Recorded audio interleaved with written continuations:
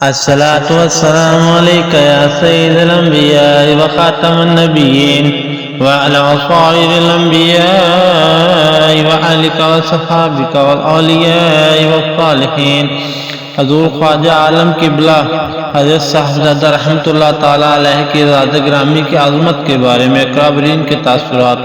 حضرت مولانا احمد نورانی رحمۃ اللہ تعالیٰ علیہ حالیہ میں ایک زیر تعمیر مسجد کی افتتاح کے بعد ایک ہسپتال میں علاج کے لیے داخل تھے۔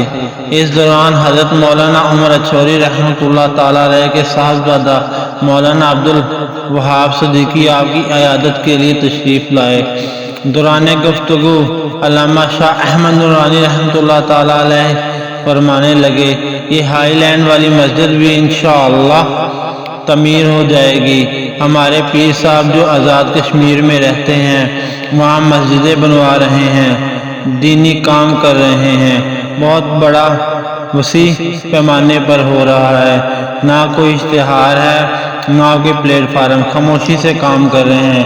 یہ سن کر مولانا عبدالوہاب صدیقی فرمانے لگے، آپ نے تو سنا ہے، ہم نے خود اپنی آنکھوں سے دیکھا ہے، وہاں تو ریاکاری بھی نہیں، پورے علاقے بلکہ ایشیا بھر میں ان کا کوئی ثانی نہیں، ماشاءاللہ۔